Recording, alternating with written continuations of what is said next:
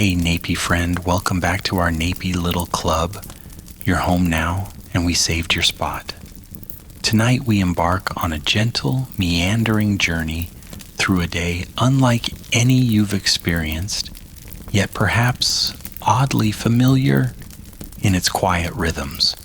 We're stepping into the rain-slicked, neon-drenched streets of a cyberpunk metropolis, not to chase down rogue replicants or hack into monolithic corporate servers. Heavens no, that sounds far too strenuous for our purposes. Instead, we'll be calmly accompanying a newspaper delivery person on their daily rounds. Imagine the soft glow of holographic advertisements reflecting in puddles, the distant hum of sky cars like metallic cicadas, the almost silent whoosh of automated street sweepers. It's a world of towering chrome and intricate data streams, but we're finding the cozy, overlooked corners, the surprisingly peaceful moments. You probably wouldn't last a day trying to navigate the actual data highways or nutrient-paced rations of this era without a serious case of digital indigestion, but here in our sleepy haven, you're perfectly safe, warm, and about to drift off. So before your eyelids get too heavy, tap that like button and subscribe to keep our sleepy adventures coming. After all, nobody wants to miss out on history's most relaxing secrets, right? If you genuinely enjoy what I do here. And please, do let us know in the comments where you're drifting off from tonight and what time the city sleeps for you. It's always lovely to see how far our little community of nappers stretches. So, dim your lights, tune into the soft, comforting fan hum, and ease gently into tonight's journey, because you're now officially in Napey community. You're not just listening, you're an essential part of our Napey family, where every night is soothing, special, and yours. You're safe, valued, and always welcome. The first hint of consciousness tickles you, not as a harsh alarm, but as a gradual brightening of the ambient light filtering through your single, grime-streaked window. It's the city's perpetual neon dawn, a diffuse, multi-hued glow that paints your small, modular apartment in shades of electric blue and faded magenta. You lie still for a moment, listening, beneath the ever-present low thrum of the megalopolis, a sound so constant it's more like a heartbeat than a noise. You can discern the fainter, closer hum of your apartment's environmental controls, diligently recycling the air that's seen better millennia. It's a comforting sound, really, like an old, slightly asthmatic pet. Your sleep cocoon, a thermo-regulated marvel that probably cost more than your first month's rent, gently retracts, releasing you into the cool pre-dawn air. A soft, synthesized chime, no louder than a whisper, indicates the time, 4:30 standard. Early, yes, but the news waits for no one, not even in this hyper-accelerated future. You swing your legs over the side of the sleep platform, your feet finding the worn, synth-weave rug that covers a small patch of the cold metallic floor. It's one of those small comforts, that rug. A rebellion in beige against the relentless chrome. Stretching, you feel the familiar clicks and pops of a body that's logged too many hours hunched over delivery cycle handlebars. It's a common ailment among your profession, this premature creakiness. Future historians, in their comfy, climate-controlled archives, still debate whether the widespread adoption of personal mobility devices actually improved or worsened musculoskeletal health in the urban populace of the late 23rd century. You suspect you know the answer.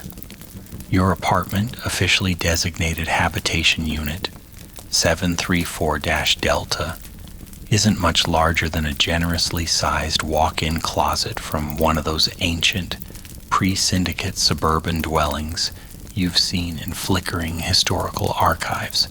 Every inch is utilized.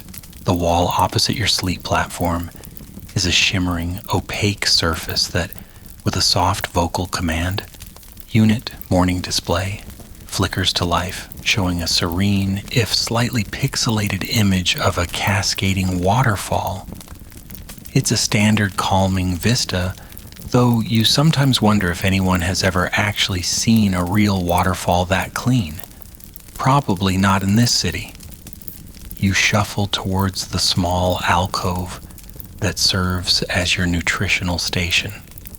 The auto brewer, a relic from at least 2 software generations ago but stubbornly reliable, is already gurgling contentedly. You'd programmed it last night, as always. The aroma beginning to fill the small space isn't quite coffee, not in the way those old 2D films depicted it. This is synth coffee, a carefully engineered beverage designed to deliver optimal caffeine payload with minimal resource expenditure. It smells vaguely of roasted nuts and determination. You pour the steaming dark liquid into your favorite chipped mug, the one with the faded logo of Mars Colony First Pioneers, a tourist trinket someone left behind in this unit years ago. An eccentric little piece of history, that mug. Most people these days only interact with Mars via the heavily curated corporate V-streams.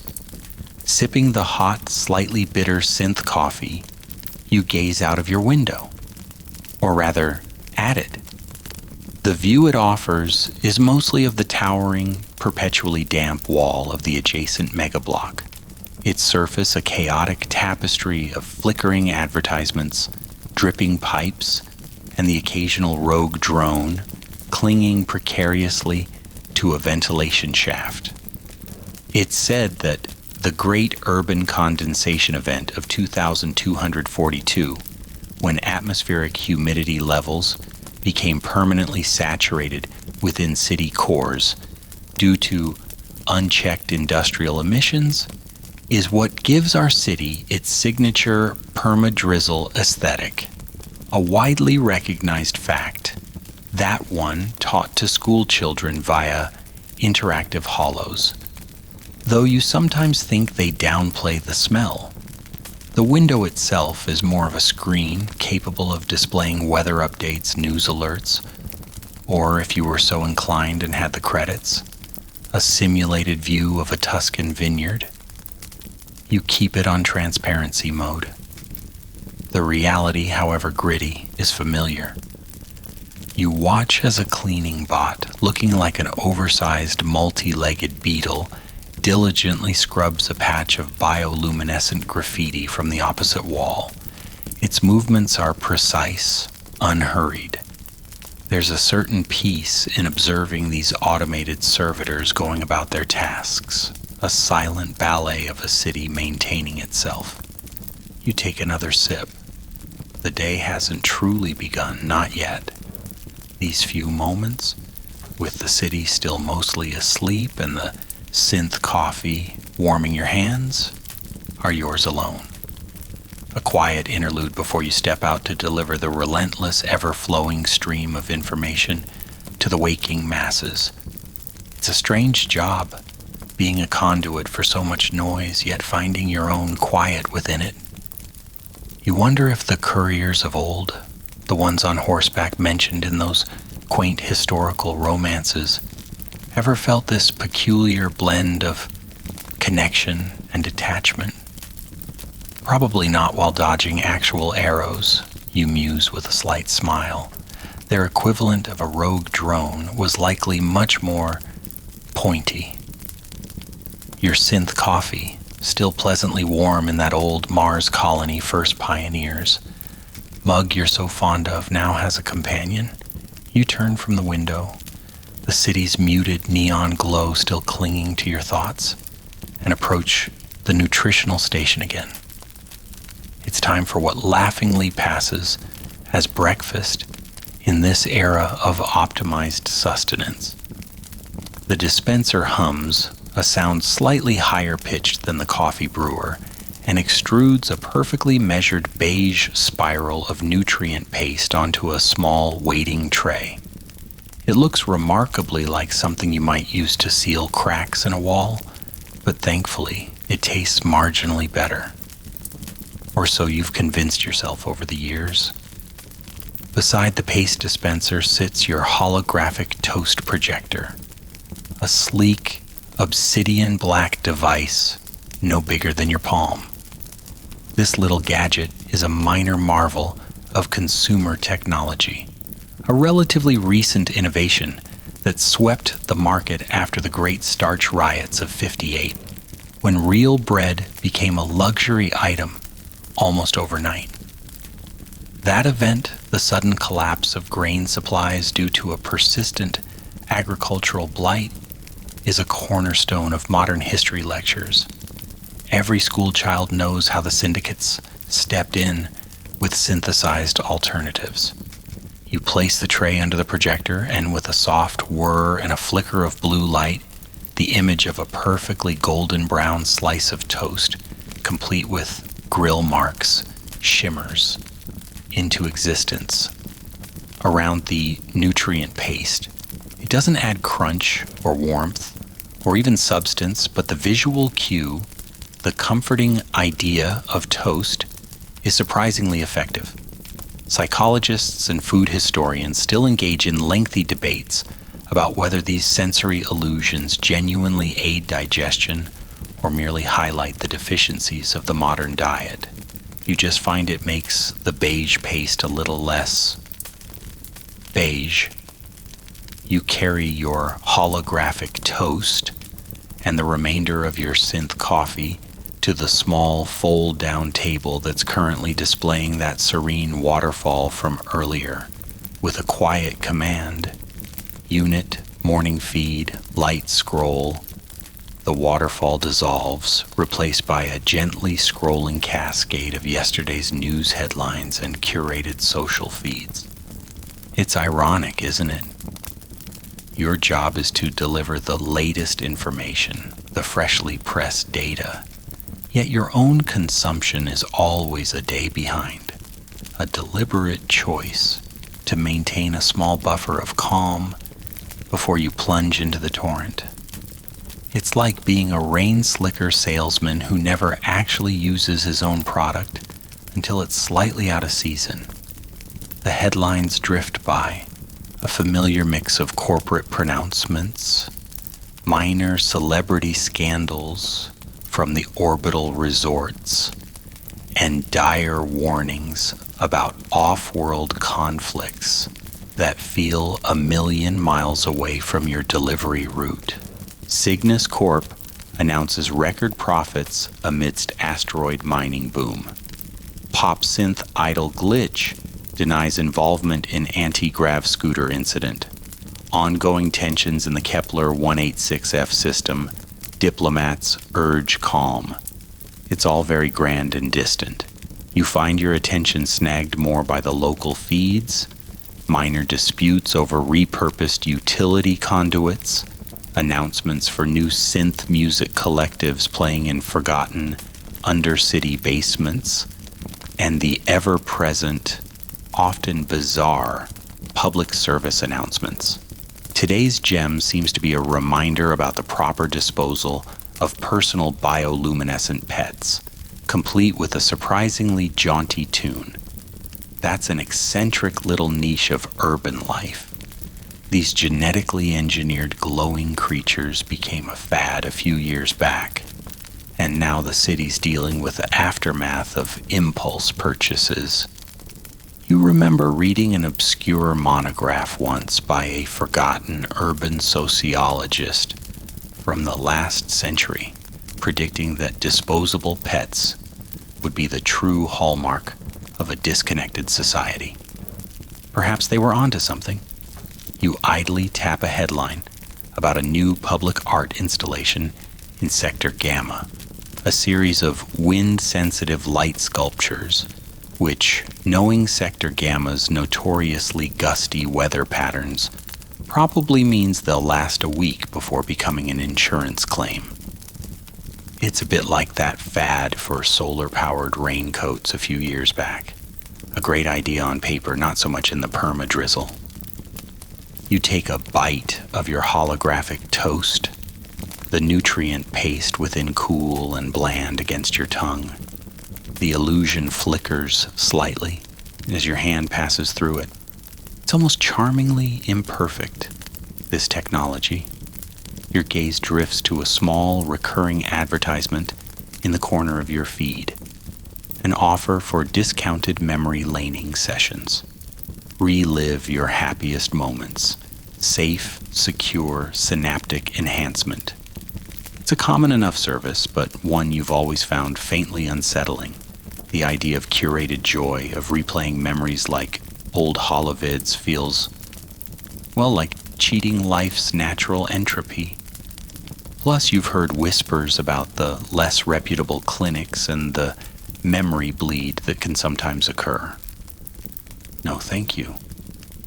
You prefer your memories organically flawed and occasionally surprising, much like your aging delivery drone. The data stream continues its gentle flow. You see an update about the ongoing restoration of the Grand Archive, a massive pre-syndicate data repository that suffered catastrophic corruption during the early AI rebellions. It's a widely acknowledged historical tragedy, the loss of so much early digital culture and knowledge. Teams have been working for decades to piece together fragments, and every so often they announce a minor breakthrough, the recovery of a few more terabytes of ancient cat videos, or perhaps a complete collection of early 21st century financial thrillers. It's slow, painstaking work. You finish your nutrient paste, the holographic toast fading with a soft sigh from its projector. The synth coffee is down to its last dregs. The pre-work rituals are drawing to a close. This quiet period, this gentle immersion in the digital echoes of yesterday, is your anchor. It's a moment to gather yourself before you become part of the city's relentless forward momentum, before you become the carrier of its immediate, demanding present. You close your eyes for a second, listening to the hum of the city, that ever-present companion, now feeling less like a distant entity and more like a sleeping giant you're about to politely nudge awake with a fresh bundle of news. One last sip from the Mars mug. Right, time to get Betsy prepped. The news waits. With the last of the synth coffee's warmth fading and the holographic toast now just a pleasant, if slightly deceptive memory, you rise from your fold-down table. The news feed scrolls itself into oblivion on the wall screen, replaced once more by that calming, pixelated waterfall, a silent digital guardian of your brief downtime. It's time to face the tangible realities of your profession, starting with your most trusted, if occasionally temperamental, companions. Your courier bag and your delivery drone, Betsy. You retrieve your bag from its dedicated hook by the door. It's a marvel of faded synth leather and reinforced polymers, scarred with the marks of countless journeys through the urban canyons. Patches from various courier guilds, some defunct, some still stubbornly operational, adorn its surface like campaign medals. One particularly faded patch shows a stylized sky car attempting to outrun a flock of what appear to be angry robotic pigeons. You've always found that one rather amusing, a reminder that even in a high-tech world, nature, or its synthetic equivalent, often finds a way to be inconvenient.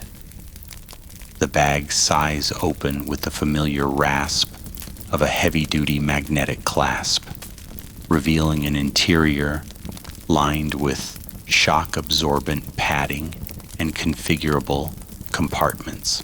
You begin to load it with the day's essentials.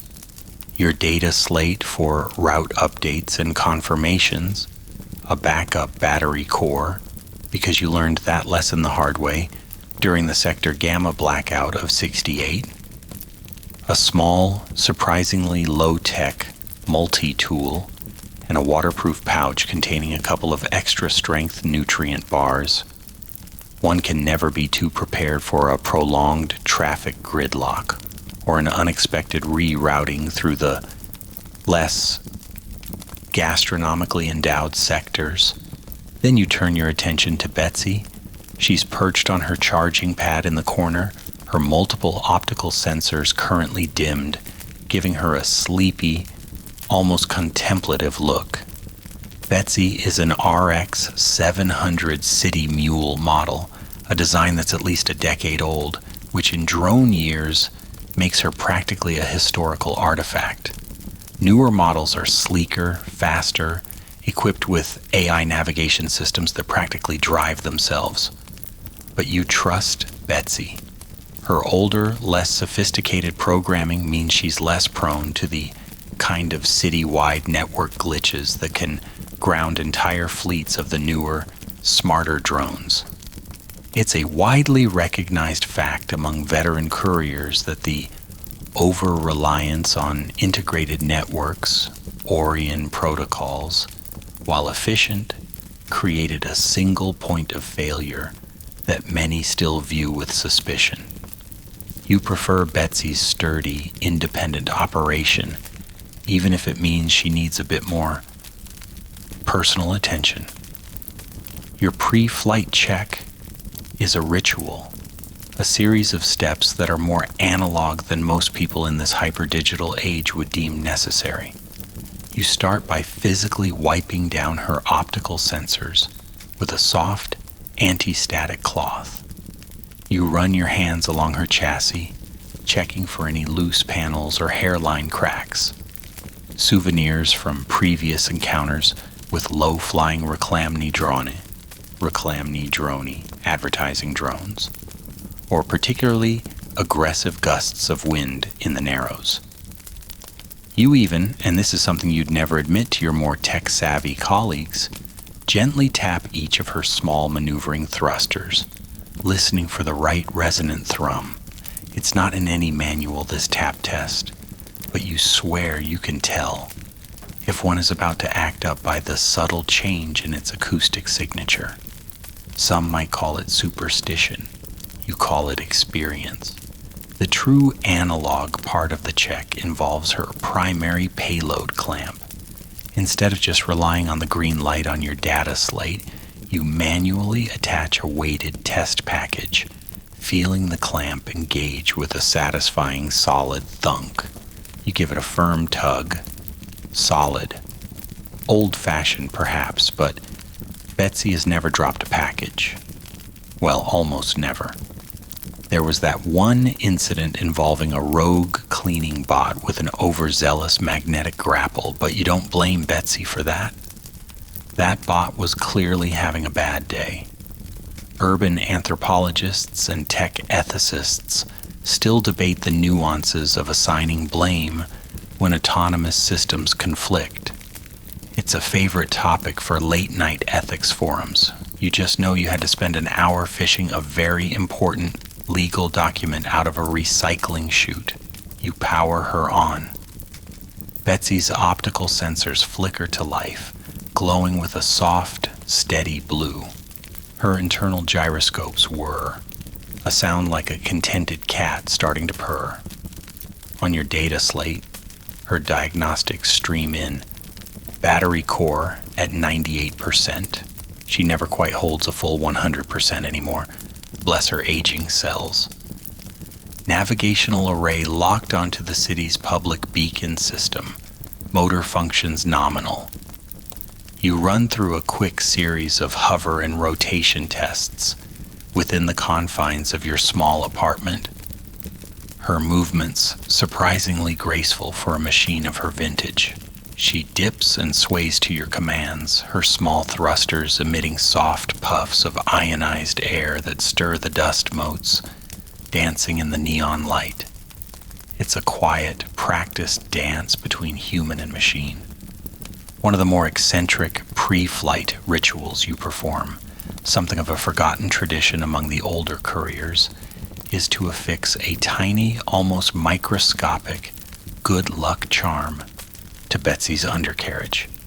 It's a sliver of polished, iridescent insect wing encased in resin, found years ago in a forgotten corner of the old markets, a place where bits of the pre-syndicate world sometimes still surface. It probably offers no actual protection, but it feels right.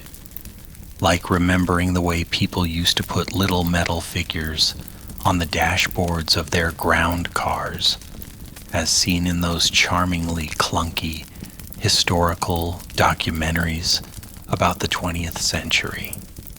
A little bit of irrational belief in a hyper-rational world.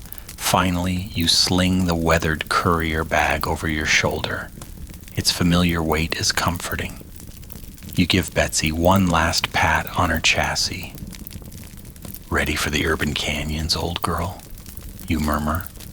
Her optical sensors seem to brighten almost imperceptibly, or perhaps that's just the reflection of your own anticipation. The city awaits, with its endless demands for information, its labyrinthine streets, and its ever-present perma-drizzle. But with Betsy by your side, or rather, hovering diligently just behind you, and your bag filled with the day's necessities, you feel prepared for whatever mundane adventures the morning shift might hold. You secure the magnetic clasps on your weathered courier bag, its familiar heft settling comfortably against your hip. With a soft click, you unseal your apartment door, the corridor beyond still dim, bathed in the faint utilitarian glow of emergency lighting. Betsy, your loyal RX 700 City Mule drone, hums to life more fully now, her anti-grav generators emitting a barely audible thrum as she lifts a few centimeters off her charging pad, ready to follow. You give her a final nod, a silent understanding passing between you and your aging metallic companion before stepping out into the hushed hallway of Habitation Unit 734-Delta. The descent to the street level is via a surprisingly rickety service lift, one that groans and shudders in protest, its internal display flickering between your current floor and a series of cryptic error codes. It's one of those charmingly anachronistic pieces of building infrastructure that somehow escaped the last citywide upgrade mandate. Most residents prefer the sleek, silent grav chutes, but you find a certain character in this old lift's grumpy performance. It's like a cantankerous old doorman, grumbling but ultimately getting you where you need to go. Besides, the grav chutes at this hour often have a faint, lingering smell of last night's questionable street food. No thank you. The lift deposits you with a final, reluctant sigh into the service bay, a cavernous, echoing space smelling faintly of ozone and damp concrete. The main bay doors hiss open, revealing the pre-dawn city. And just as the ever-reliable atmospheric reports predicted, the perma-drizzle is in full effect, a fine, almost invisible mist that coats every surface with a slick, reflective sheen.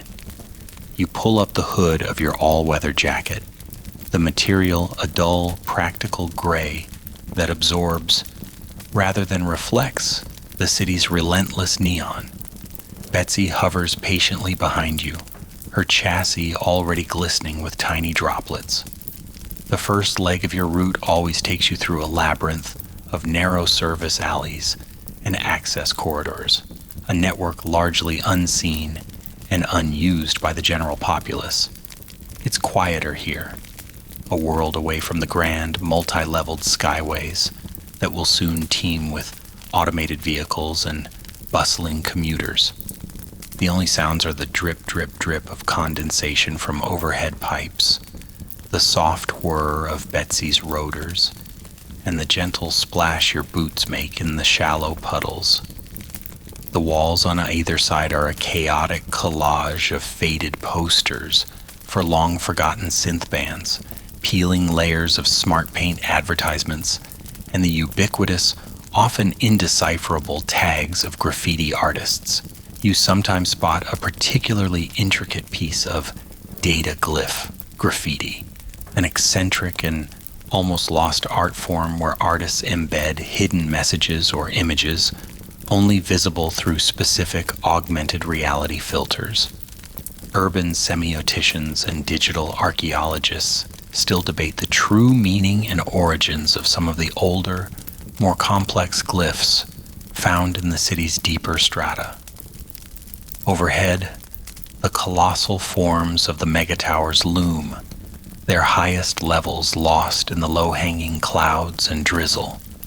Their lower windows are still dark, rows upon rows of sleeping inhabitants, their dreams perhaps as digitally curated as the waterfall that graced your apartment wall earlier. It's a strange feeling moving through the veins of the city while its heart is still slumbering. You recall a widely known historical fact from your early schooling, the Great Consolidation period of the early 22nd century, when massive populations were relocated into these self-contained arcologies to optimize resource allocation and urban efficiency. It certainly optimized density, you think, gazing up at the sheer, overwhelming scale of the structures.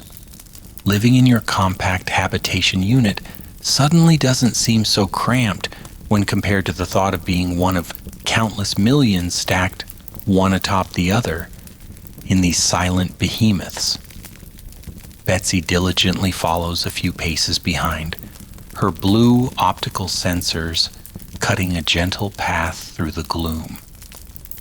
She navigates the tight corners and low-hanging conduits with an ease that belies her age. You've programmed this initial route so many times that her internal memory probably has every crack in the pavement mapped. The first few deliveries are for early rising maintenance workers in the lower city sectors, or automated kiosks that require a manual data chip update. Actual physical newspapers are a niche, almost boutique product these days, mostly for sentimentalists, collectors, or those who simply don't trust purely digital feeds. You can't say you blame them sometimes. An interesting, almost forgotten piece of urban infrastructure you pass is the skeletal remains of an old pneumotube transport system. These networks of vacuum-sealed pipes were once hailed as the future of inner-city logistics, designed to whisk small packages and documents across vast distances in minutes. They were notoriously unreliable, however, prone to blockages and spectacular, if localized, decompressions. Now, their rusting, graffiti-covered openings are just another quirky feature of the urban landscape, occasionally serving as impromptu shelters for stray synth cats or storage for even stranger things. One imagines future archaeologists having a field day trying to figure out their original purpose, probably concluding they were elaborate, if inefficient, ventilation shafts. The air here in these sheltered alleyways is thick with the smell of damp metal, recycled atmospheric cleanser, and a faint, sweetish aroma you've learned to associate with the nutrient paste processing plants located several levels below. It's not unpleasant, just distinctively urban. You pass by the shuttered stalls of what will later be a bustling street market, the metal grates pulled down and secured with heavy mag locks.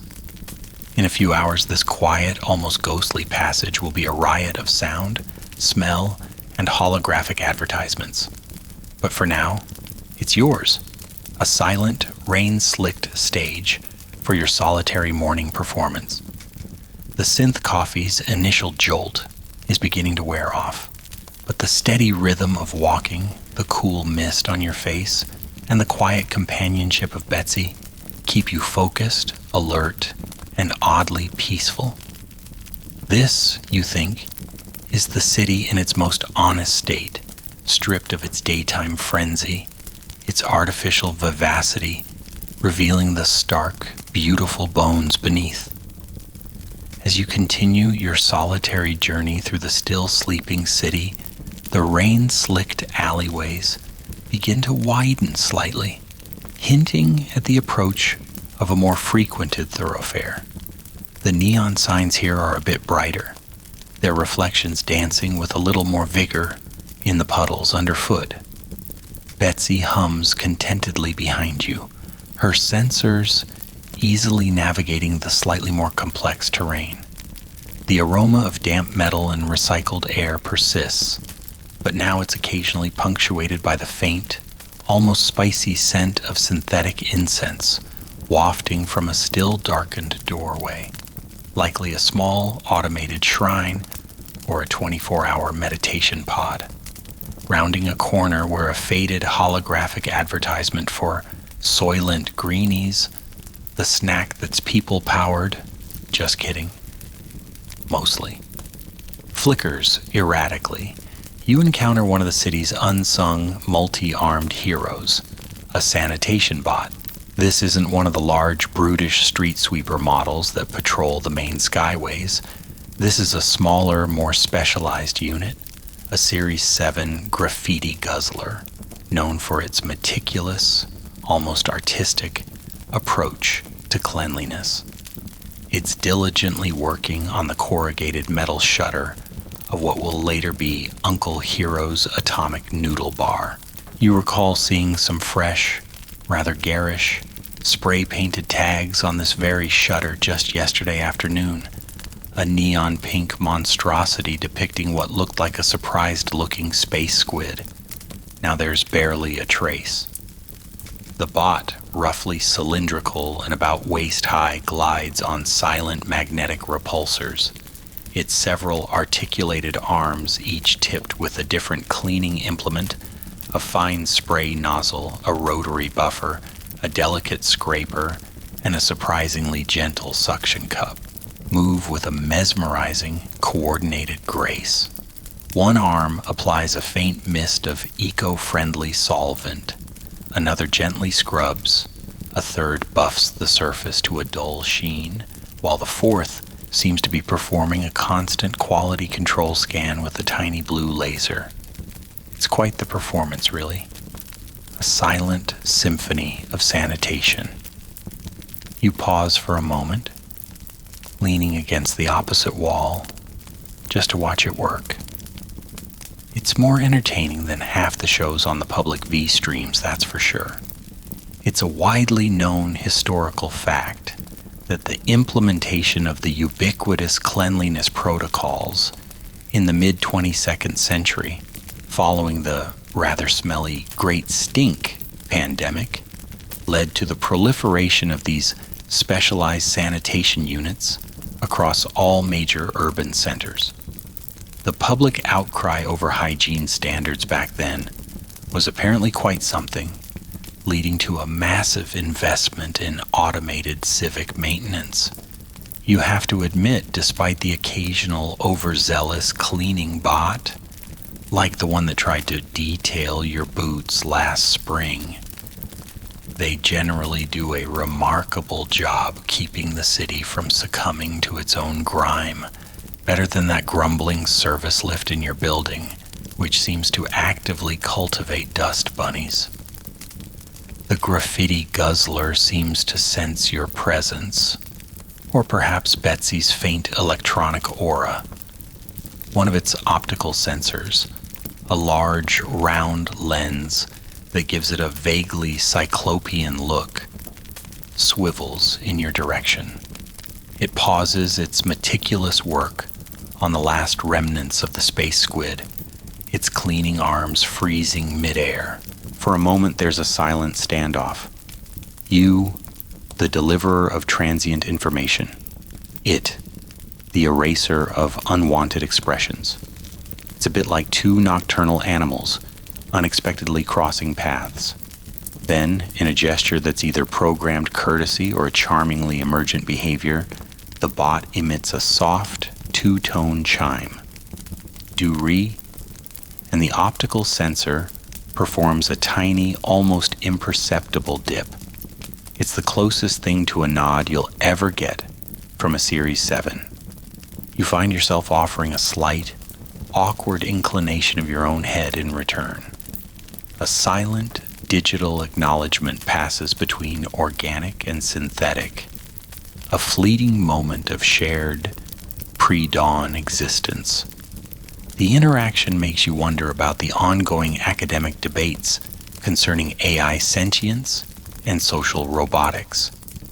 Are these programmed responses, or are we witnessing the nascent stages of genuine inter-entity communication?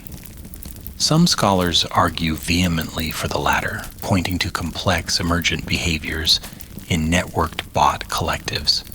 Others dismiss it as sophisticated mimicry. You just find it interesting. The bot, its social obligations apparently fulfilled, returns to its task. The space squid's last tentacle vanishes under a final, precise buff. It then retracts its specialized arms and begins to meticulously clean its own chassis, a preening sort of ritual that seems almost comically vain for a machine designed to deal with dirt. One of the more eccentric, almost forgotten details about these Series 7 bots is that early models were apparently programmed with distinct satisfaction chimes upon completing a task, a sort of digital purr. This was later phased out as it was deemed unnecessarily anthropomorphic by the Central AI Oversight Committee. You sometimes think a little unnecessary anthropomorphism makes the world a more bearable place. Betsy, ever the professional, has remained hovering patiently a few feet behind you, her own sensors perhaps exchanging some silent, machine-level data with the sanitation unit. Maybe they're swapping notes on the current pollen count or the structural integrity of the pavement. Who knows what drones talk about when they think humans aren't listening? You push yourself off the wall. The noodle stall shutter is now immaculately clean, ready for Uncle Hero to roll it up and begin serving his famously spicy and rumored to be slightly radioactive atomic noodles. The sanitation bot, its work here done, glides silently away down the alley, its little blue laser already scanning for its next target of unauthorized artistic expression.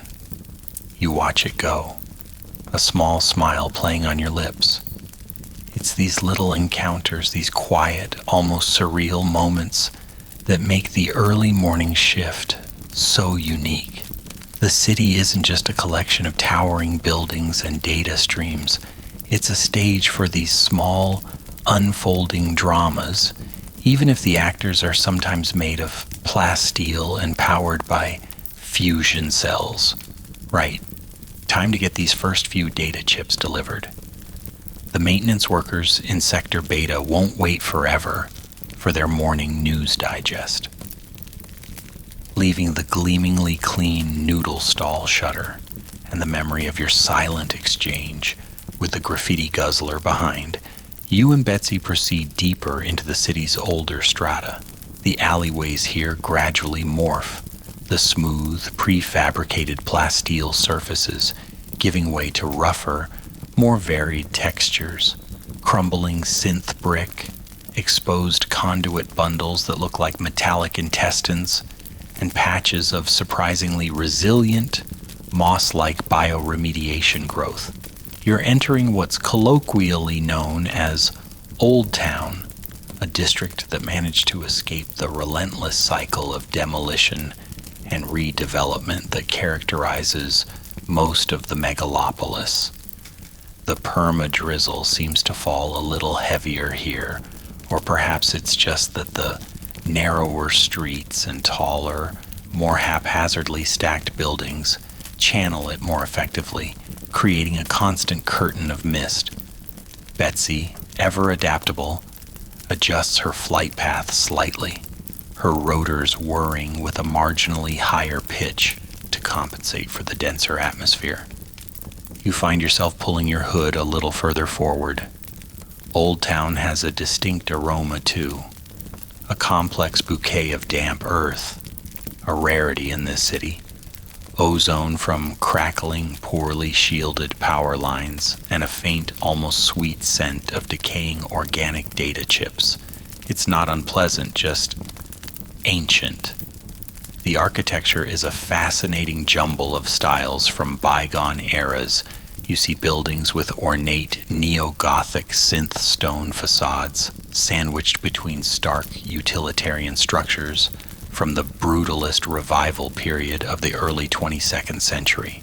Faded, flickering gas hologram signs advertise businesses that likely ceased to exist decades, if not centuries, ago. Chrono watch repair, bespoke memory implants, artisanal protein printers. It's like walking through a living museum, or perhaps a technological graveyard, where the ghosts of past innovation still whisper. It's a widely recognized historical fact that Old Town was spared demolition due to the Historical Preservation Accords of 2215, a hard-fought battle between city developers and a surprisingly vocal coalition of historians, artists, and sentimental Luddites. They argued that erasing all traces of the city's past would lead to a kind of cultural amnesia. Looking around, you think they might have had a point. Your deliveries in Old Town are usually to a unique clientele: eccentric academics, reclusive artists, collectors of antique tech, and a few stubborn old souls who simply refuse to upgrade their lives to the latest operating system. The delivery interfaces here are a constant source of mild amusement and occasional frustration. Gone are the sleek, standardized data ports or drone-friendly landing pads of the newer sectors. Here, you might encounter a building that requires you to manually slot a data chip into a clunky, spring-loaded reader that looks like it belongs on a Cold War submarine. Or perhaps you'll need to navigate a flickering, touch-sensitive panel that only responds if you press it with exactly the right amount of pressure while humming a specific, low-frequency tone. You're only half joking about the humming. Some of these old systems are truly temperamental. You often wonder if the sanitation bots, like the one you met earlier, have special Old Town subroutines, or if they just politely ignore the district's more stubborn grime. One of your first stops is a tall, narrow building that leans at a precarious, though apparently stable, angle against its neighbor. The recipient is a Professor Armitage, a renowned scholar of forgotten interface languages. You approach the entrance, which is a heavy, riveted metal door with a circular iris-style data port beside it. This particular port is an eccentric relic known as a data orb reader. You have to insert the spherical data orb, proprietary and long obsolete data format, and then rotate it to align a series of tiny, almost invisible glyphs before the lock will release. It's like a miniature puzzle box. You remember the first time you encountered one? It took you a good 20 minutes and a rather desperate call to courier support, who were predictably useless. Now you can do it in under 30 seconds, your fingers a blur. Professor Armitage, a cheerful woman with wildly unkempt silver hair, who usually greets you wearing what appears to be a laboratory coat made of tinfoil, is always delighted to receive her obscure academic journals via such an anachronistic method. Betsy, meanwhile, has to hover patiently outside many of these old town establishments. Her standard landing protocols are incompatible with the crumbling ledges and non-standardized receiving hatches. She doesn't seem to mind, though. Her optical sensors slowly pan across the ancient facades, perhaps cataloging the architectural anomalies or trying to decipher the faded gas holograms. Maybe she's just enjoying the relative peace. There's far less rogue drone traffic in Old Town. Too many obstacles, not enough clear flight paths for the newer, less agile models. As you continue your circuit, you pass by a small, almost hidden workshop.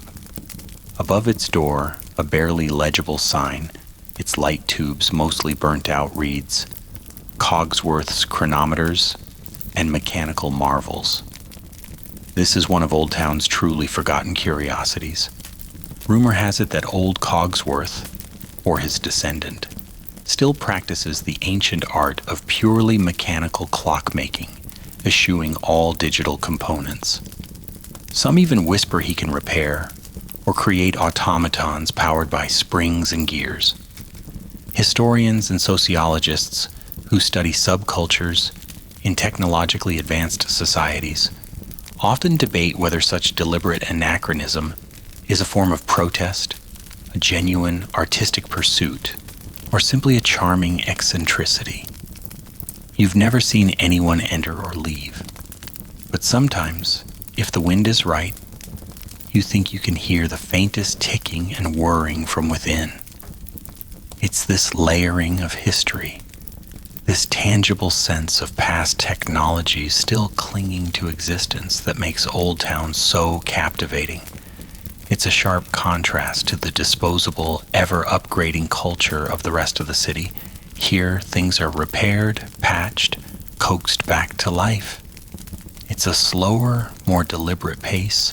Even the graffiti seems older, more faded, as if the local taggers have a certain respect for the ancient surfaces.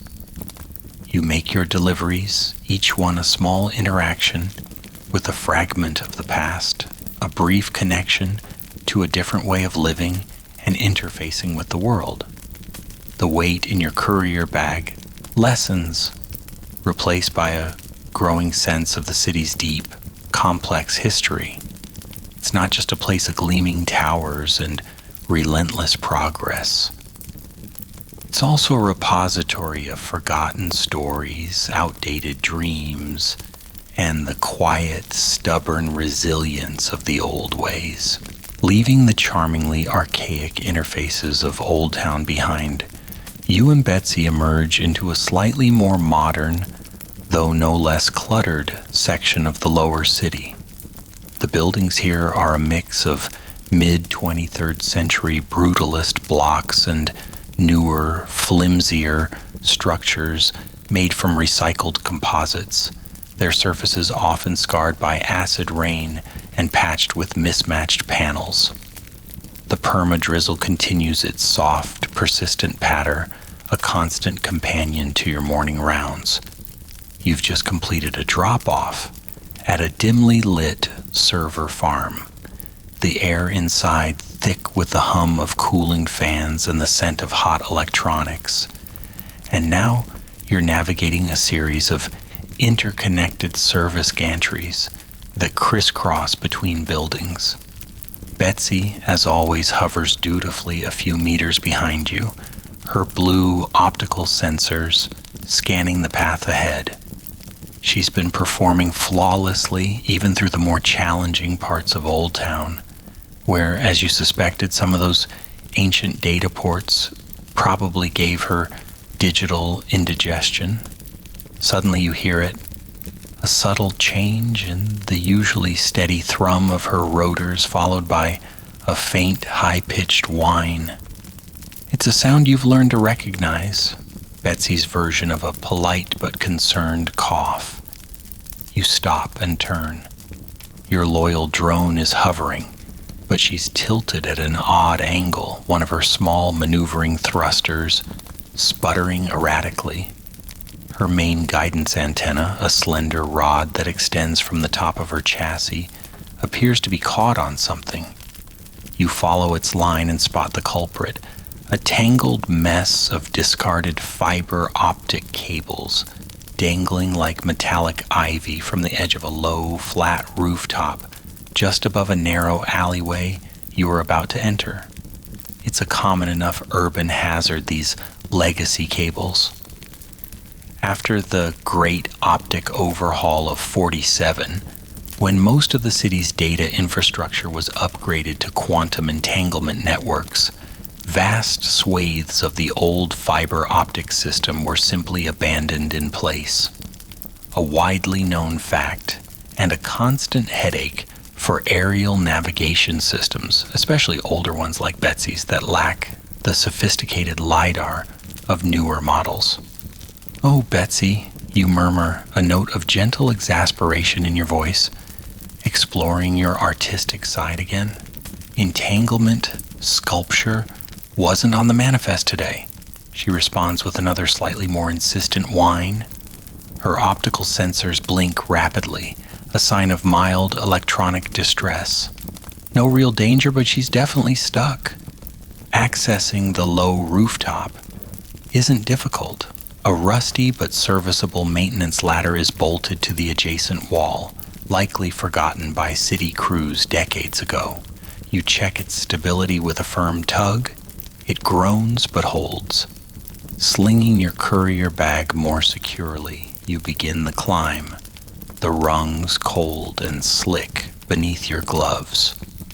Betsy hovers as best she can, her predicament preventing her from ascending with you. From your new vantage point on the gritty, gravel-strewn rooftop, you get a different perspective of the city. A tangle of ventilation shafts, weather-beaten solar panels, and the ever-present network of pipes and cables, all glistening under the gray, drizzly sky. You even spot a small, surprisingly resilient patch of bioluminescent moss growing in a cracked gutter, an eccentric little splash of color in the monochrome landscape. These hardy extremophiles are a common sight in the city's less maintained corners, a testament to nature's, or bioengineered nature's, persistence. The discarded optic cables are a real bird's nest, a chaotic jumble of different gauges and colors, some thick as your thumb, others as fine as fishing line. Betsy's antenna is well and truly snagged, looped around several strands. It's not a complicated fix, but it requires a delicate touch. Pulling too hard could damage her antenna or, worse, dislodge a larger section of the cable debris, which could be a hazard for anyone passing below. You retrieve your trusty multi-tool from your bag, the one you checked this morning. Its small, precise wire cutters will be perfect. You work slowly and methodically, talking to Betsy in a low, reassuring tone. "All right, old girl, let's see about this. Just a little haircut, nothing to worry about." Her whines subside into a series of soft clicks, as if she's listening intently. You carefully snip the offending strands of cable one by one, the multi-tool's blades making satisfying little snick sounds. The cut ends of the optic fibers gleam briefly with captured light before going dull. It's rather like performing minor surgery on a very patient, metallic creature. As you work, you ponder the sheer amount of technological detritus that accumulates in a city like this. Environmental ethicists and urban planners constantly debate the long-term impact of such techno-waste and whether current recycling and reclamation efforts are even scratching the surface. Some argue for more aggressive urban mining initiatives, while others propose letting nature in its various bioengineered forms slowly reclaim it. You just wish whoever decommissioned this cable run had done a tidier job. It would save you and Betsy these little aerial acrobatics. Finally, with a last careful snip, the antenna comes free. Betsy immediately rights herself, her thrusters whirring back to their normal steady hum. Her optical sensors perform a quick self-diagnostic sweep, then focus on you, emitting that soft, two-tone chime, do-re, that you've come to interpret as gratitude, or perhaps it's just her task complete signal. With drones, it's sometimes hard to tell. There you go, you say, giving her antenna a gentle pat. Good as new. Well, almost. You coil the severed pieces of cable and tuck them into a waste pouch on your bag. No point leaving them for the next unsuspecting drone. You take a moment to scan the rest of the rooftop, ensuring no other hazards are immediately apparent. All clear. Climbing back down the ladder, you feel a small sense of satisfaction. It wasn't a major crisis, just one of the many small, unglamorous problems that a courier faces daily. But resolving it calmly, methodically, brings its own quiet reward. Betsy hovers beside you, seemingly no worse for wear, perhaps even a little more cheerful, if a drone can be such a thing. The brief delay hasn't put you too far behind schedule. With a shared glance, or what passes for one between a human and a drone, you continue on your route, the gentle rhythm of the city reasserting itself. The memory of the tangled cables and the rooftop view will soon fade into the background. Just another small, forgettable incident in a long day of deliveries. But for now, there's a tiny shared victory in the air. After the minor aerial entanglement with the discarded optic cables and the subsequent, somewhat precarious rooftop rescue of Betsy's antenna, your route proceeds with a renewed sense of calm. The mid-morning haze has settled over the city, a pearlescent blanket that softens the harsh angles of the megastructures and diffuses the relentless neon glow into a more subdued palette. Your deliveries have taken you to a slightly less frantic sector, one characterized by sprawling logistics hubs and the endless ballet of cargo drones.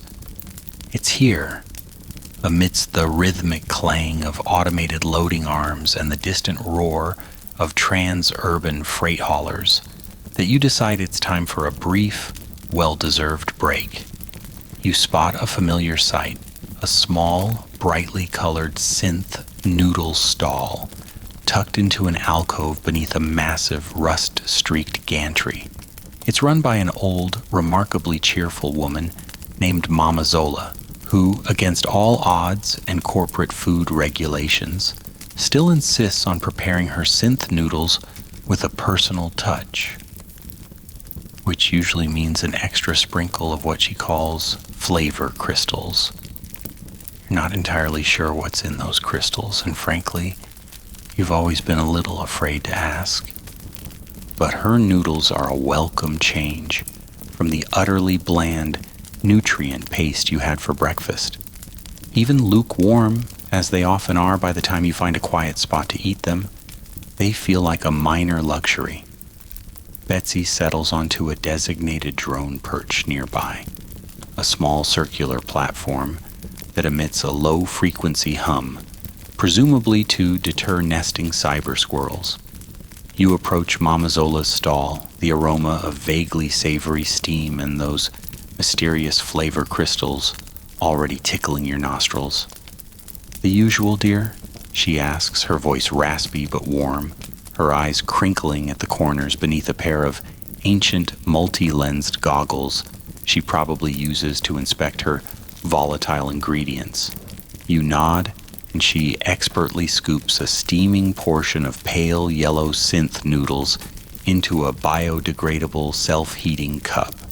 Extra spice for a hardworking courier? She winks, adding a generous pinch from her secret shaker.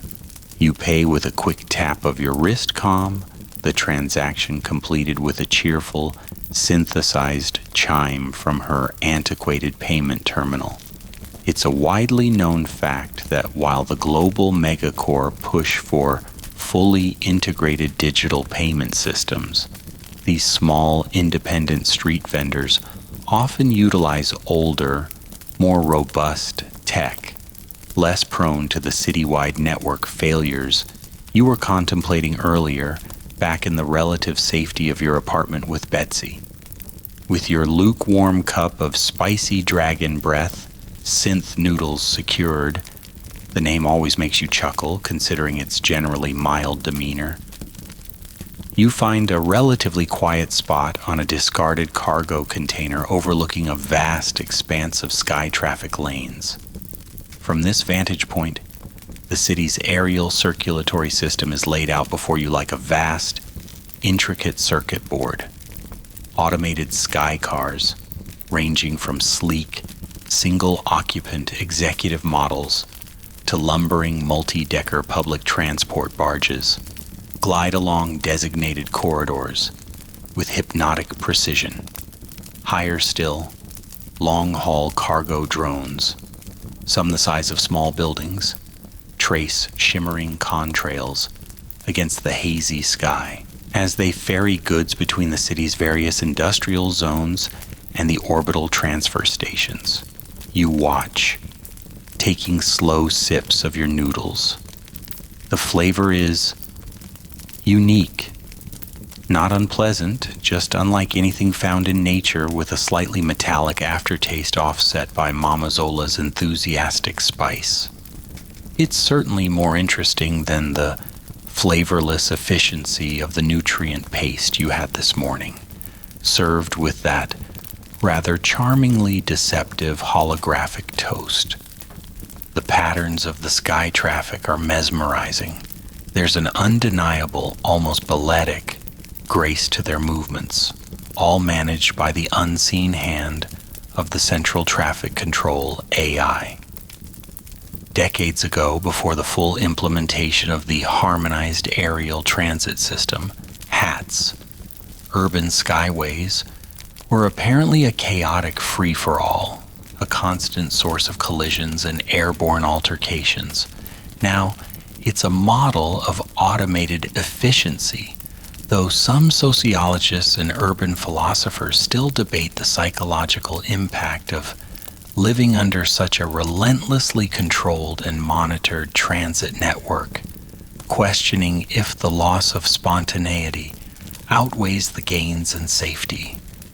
Occasionally, you spot an eccentric or outdated vehicle amongst the sleek, modern craft, perhaps a lovingly maintained vintage skybike, its chrome gleaming, weaving daringly and probably illegally between the slower-moving barges, or a battered, independent cargo hauler, its chassis patched and repainted countless times, stubbornly plying its trade amidst the corporate giants.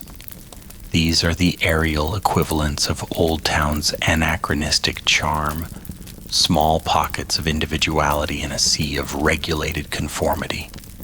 You even see a formation of what look like luxury tour drones, their passenger bubbles offering panoramic views, likely filled with off-world tourists gaping at the scale of the megalopolis. You wonder if their audio guides mention the discarded optic cables, or the best place to get lukewarm synth noodles. Probably not. Betsy, from her perch, emits a soft, contented whir. Her optical sensors are also directed skyward, perhaps analyzing flight vectors or simply enjoying the view alongside you. You imagine her processing the data, cross-referencing it with her internal navigation charts, ever the diligent professional. You finish your noodles, the cup now pleasantly warm in your hands. The spicy dragon breath has left a comfortable tingle on your tongue. The brief respite has done you good, a moment of quiet contemplation in the heart of the bustling machine. The city's ceaseless activity, which can often feel overwhelming from street level, takes on a different quality when viewed from this slight remove. Less a chaotic scramble, more a complex, interconnected organism breathing and pulsing with automated life. You dispose of your cup in a nearby recycling chute. Mama Zola is very particular about that. And stretch. The mid-morning rush is probably beginning to subside. Time to get back to the route. With a mental command, Betsy detaches from her perch and hovers expectantly. Another set of deliveries awaits. Another series of quiet interactions in the labyrinthine streets. But for now, the image of the slowly shifting sky traffic, a silent, metallic river flowing through the hazy air, stays with you, a strangely soothing backdrop to your day. Refreshed from your synth noodle break and the hypnotic ballet of the sky traffic, you and Betsy continue your journey. The route now takes you upwards, spiraling along access ramps that cling to the sides of towering residential spires, leaving the grittier industrial sectors further below. The air up here, while still carrying the city's metallic tang, feels marginally thinner, and the perma-drizzle occasionally lightens to a mere mist. You're heading towards one of the city's most unusual and sought-after locations, the Sky Terra biodomes. These colossal, transparent bubbles of reinforced plasteel are perched high above the main city sprawl, like dewdrops on a vast metallic web. Each dome encapsulates a carefully curated, self-contained ecosystem, a fragment of the natural world, painstakingly preserved and maintained in defiance of the largely barren planet outside. It's a widely known historical fact that the biodomes were established in the late 22nd century, a direct response to the Great Desiccation, a catastrophic ecological event that rendered most of Earth's surface inhospitable to complex plant life. They were initially conceived as research facilities, arks to preserve genetic diversity, but over time, they also became highly exclusive residential enclaves for the city's wealthiest elite. As you approach the designated delivery airlock for Dome Gamma 7, you can already see the startling contrast. Outside the dome, the familiar grays, blues, and pulsating neons of the cityscape. Inside, a vibrant, almost shocking explosion of green. Actual, living, photosynthesizing green. It's a sight that always gives you a slight jolt, no matter how many times you see it. It's like stumbling upon a hidden oasis, a whispered rumor of what the world used to be. You remember that patch of bioluminescent moss you saw on the rooftop earlier? That was a rogue, tenacious bit of life, whereas this is nature on a meticulously managed life support system. Betsy, ever the professional, navigates to a small, designated drone landing platform just outside the airlock. Her optical sensors seem to linger on the verdant panorama within the dome, perhaps her programming struggling to reconcile this lushness with her usual urban data. You proceed to the airlock sequence, a series of identity verifications, atmospheric decontamination mists, which always smell faintly of synthetic lavender, and pressure equalizations. It's a far more rigorous entry protocol than for any other delivery location on your route. One stray microbe from the lower city could wreak havoc on these delicate ecosystems. You wouldn't want to be the courier who accidentally introduced a chrome-eating fungus to a centuries-old bonsai tree. The thought alone is enough to make you double-check your boot soles. Stepping inside Dome Gamma 7 is like entering another world. The air is warm, humid, and alive with the scent of damp earth, blooming flowers, and rich, loamy soil. It's a stark contrast to the recycled, slightly ionized air of your apartment or the metallic tang of the streets below. Birds, actual feathered, non-robotic birds, chirp and flit through the dense canopy of trees. Insects buzz, their sounds unfamiliar and almost startling after the predictable hums and whirs of the city. Sunlight filtered through the dome's transparent plasteel dapples the winding pathways. It's beautiful in an almost overwhelming, hyper-real sort of way. Your delivery today is to a renowned xenobotanist, Dr. Eris Thorne, who resides in a secluded villa nestled amongst giant fern-like trees whose fronds glow with a soft internal luminescence. The package is a climate-controlled container holding, according to the manifest, rare Martian lichen samples, handled with extreme care. You can only imagine the value and fragility of its contents. You follow a pathway made of smooth, river-worn stones, the sounds of your footsteps muffled by the soft earth. It's unnervingly quiet compared to the constant urban symphony you're accustomed to. Even Betsy, were she allowed inside, which she isn't, strict no external drones policy, would probably sound like a rampaging construction bot in this serene environment. You pass by meticulously cultivated flower beds bursting with colors you rarely see outside of heavily filtered holovids. One particularly eccentric curiosity you notice is a patch of what appear to be singing orchids, a genetically engineered species rumored to emit complex, melodic tones in response to changes in light and humidity. You pause for a moment, listening, and sure enough, a faint, flute-like melody seems to emanate from the vibrant blooms. It's both beautiful and slightly eerie. Bioethicists and art critics still engage in heated discussions about the merits and monstrosities of such genetic manipulations of nature, debating whether it's an enhancement or a perversion of life. Reaching Dr. Thorne's villa, which looks more like an organic sculpture than a building, you announce your arrival via a discreet bio-integrated chime. The door, a seamless panel of what looks like living wood, slides open silently. Dr. Thorne, a tall, willowy individual with kind eyes and dirt smudges on their cheek, greets you with a warm smile. "Ah, the courier. Excellent.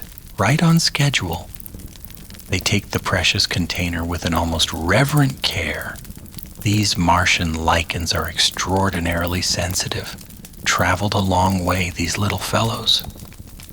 You exchange the necessary digital pleasantries and confirmations. Dr. Thorne offers you a glass of purified dew, which tastes remarkably like water. Actual clean water. It's a luxury you rarely encounter. You politely decline, citing your schedule, though the thought of that taste lingering is tempting. As you turn to leave, you can't help but feel a sense of profound otherness. This curated, perfected nature, while undeniably beautiful, also feels slightly sterile. It's a fragile bubble of green in an ocean of gray. A lovely place to visit, certainly, but you find yourself already missing the familiar, gritty honesty of the city below. Perhaps you've been a creature of the concrete canyons for too long, or perhaps there's a different kind of beauty in the resilient, chaotic, and imperfect life that thrives outside these gilded cages. The exit procedure through the airlock is just as meticulous. As you step back out onto the drone platform, the familiar city sounds and smells wash over you like a returning tide. Betsy's steady hum is a comforting reassurance. The contrast is jarring, yet also in its own way, grounding. The biodomes are a whisper of a lost world, a dream of green. But your world, the world you navigate daily, is one of chrome, neon, and the relentless, ever-present pulse of information. And it's time to get back to delivering it.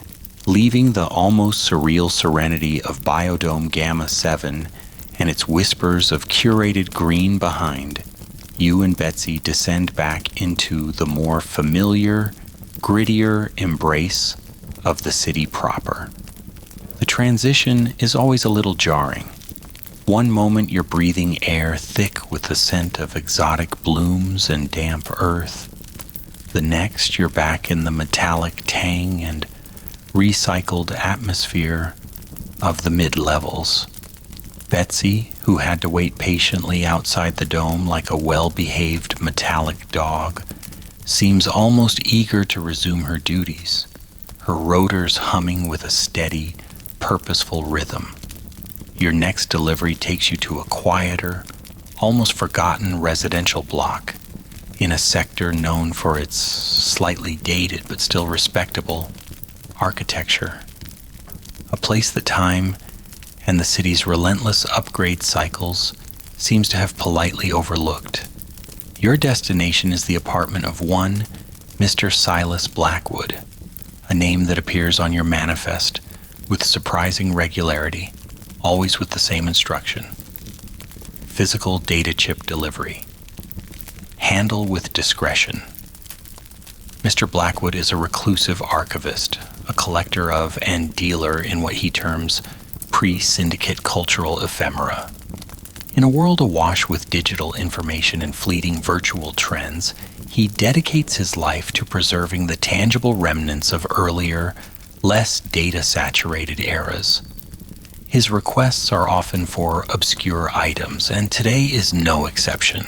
A small, encrypted data chip, reportedly containing a collection of late 21st century lyrical poetry, a form of artistic expression that largely vanished after the consolidation of vernaculars made most nuanced language obsolete for mass communication.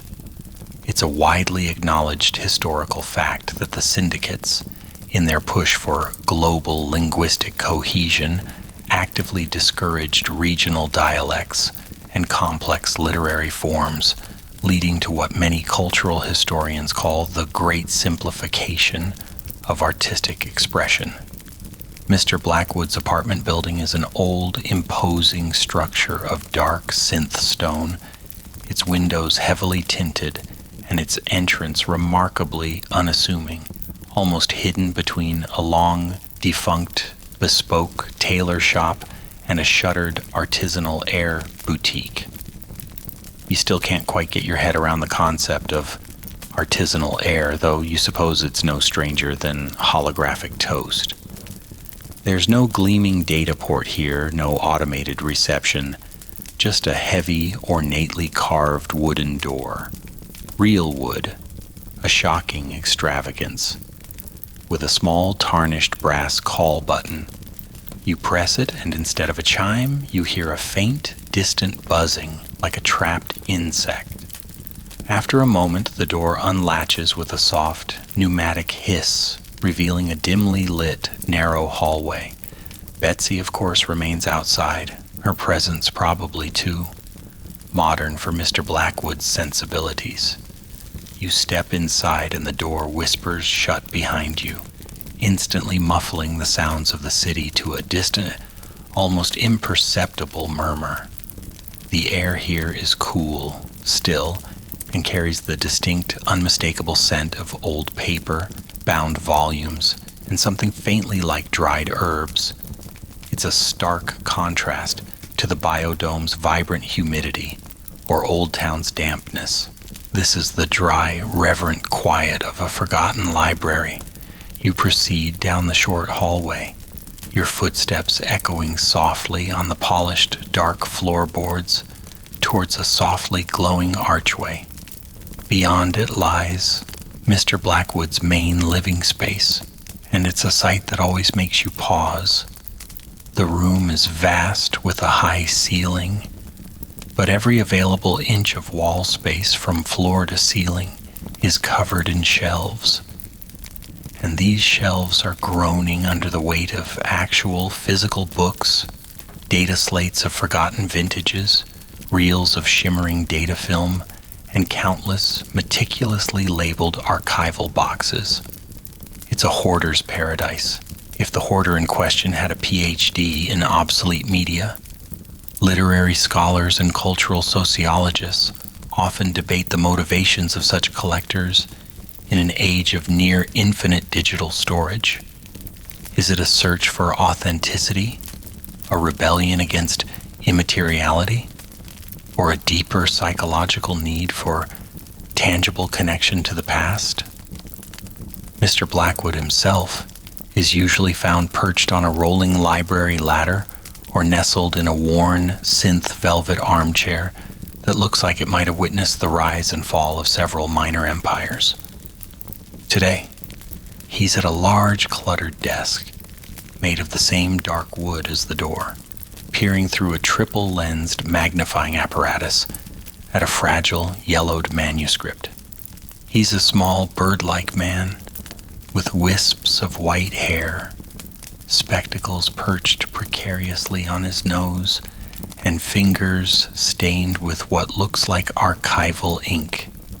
He looks up as you enter, his eyes, magnified by the lenses, appearing disconcertingly large. The purveyor of poetic particles, he says, his voice a dry, rustling whisper, like turning pages. You have the consignment? His formality is as antique as his surroundings. You present the small, unassuming data chip. He takes it with an almost reverent delicacy, his ink-stained fingers surprisingly nimble. Excellent. The verses of Alara Vance, thought lost after the Alexandria server crash of '98. A minor miracle, this. Alara Vance. The name means nothing to you, another forgotten poet from a forgotten time. This is a common occurrence. Mr. Blackwood's world is filled with these eccentric, almost mythical figures from the pre-syndicate cultural landscape.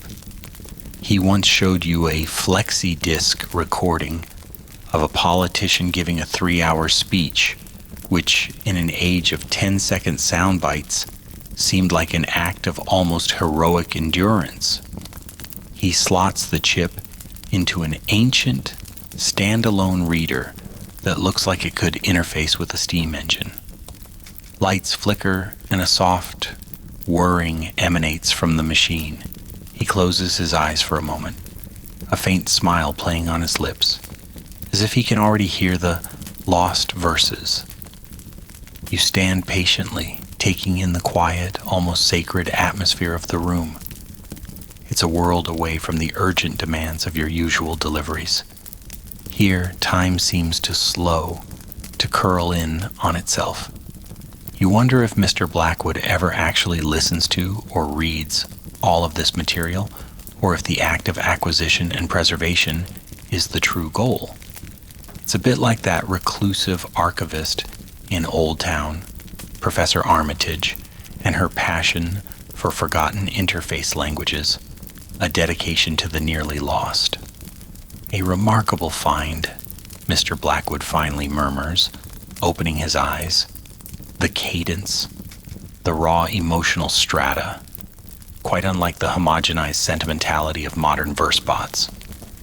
He makes the payment via a similarly antiquated but secure hardline transfer, no wireless signals to be intercepted here.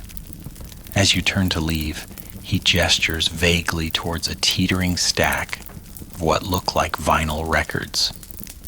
Perhaps next time you could procure for me a working stylus for a Technics SL1200 series audio transcription device.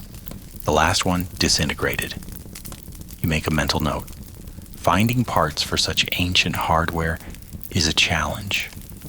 but not impossible, especially if one knows the right back alley tech scavengers.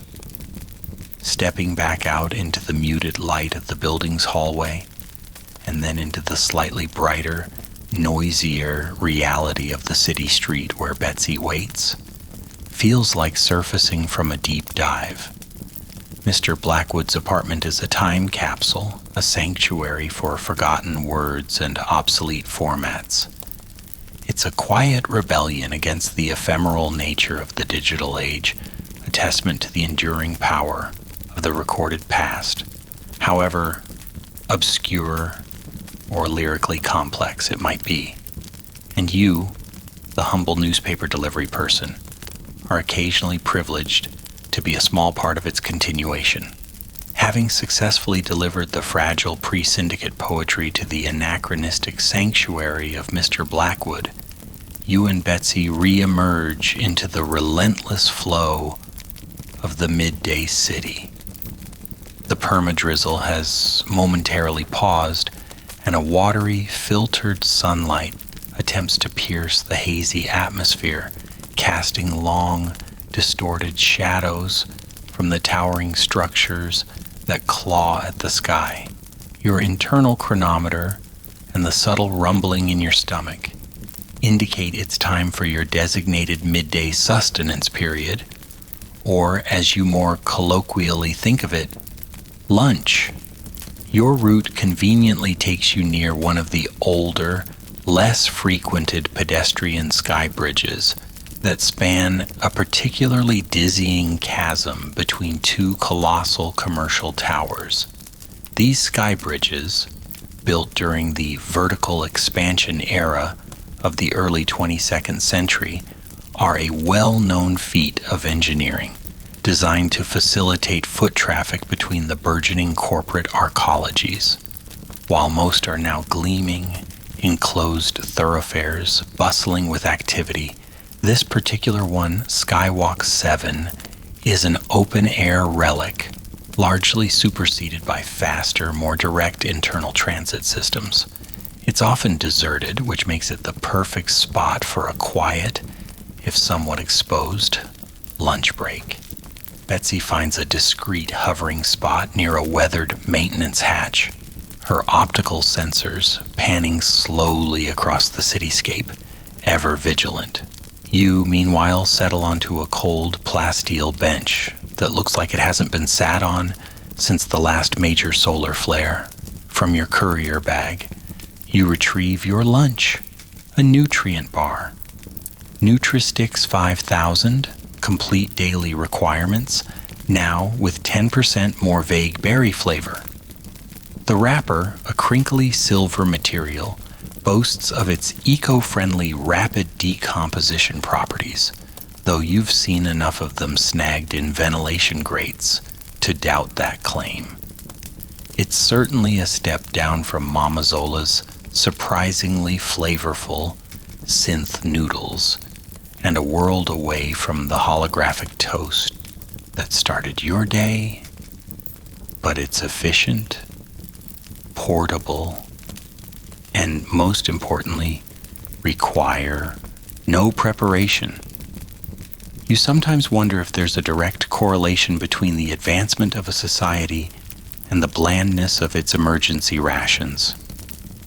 As you peel back the wrapper, revealing a dense grayish bar with faint, unsettling swirls of what might be the aforementioned vague berry, your gaze is drawn downwards into the canyon of commerce that yawns beneath Skywalk 7. And there they are, the logos, gargantuan, three-dimensional, holographic advertisements, some miles wide, blaze and shimmer across the facades of the corporate monoliths. They shift, morph, and pulse with an almost living energy, a silent, overwhelming chorus of branding. You see the iconic, ever-spinning globe of Omnicorp, the stylized predatory hawk of Nakatomi Heavy Industries, the serene, impossibly blue lotus of 100 smaller biotech firms. These symbols of corporate power are so ingrained in the urban landscape, so utterly ubiquitous that they almost become invisible through sheer overexposure. Yet, from this vantage point, their sheer scale and audacity are breathtaking. It's a widely recognized historical fact that the unchecked rise of these megacorporations in the late 21st and early 22nd centuries led to the current cityscape, where corporate identity is literally woven into the fabric of the buildings. Their logos are not mere advertisements. They are declarations of territory, symbols of de facto governance over vast swathes of urban life. You take a bite of the Nutri-Sticks. It's chewy, slightly chalky, with a faint artificial fruitiness that does little to convince you of its berry origins. It's the kind of food that sustains rather than satisfies. You idly watch as one colossal logo, a shimmering abstract representation of data streams for InfoCore Global, slowly dissolves, only to be replaced by an even larger, more dazzling advertisement for their latest neural interface. The transition is seamless, hypnotic. Media theorists and neuropsychologists still conduct extensive research and heated debates on the long-term cognitive effects of such pervasive dynamic branding, particularly concerning the rumored use of subliminal pulse frequencies embedded within the holographic displays. You just find it makes your eyes feel a bit tired after a while. Tucked away in a corner of an older building, almost overshadowed by a newer, brighter logo, you spot a faint, flickering remnant of a defunct corporation.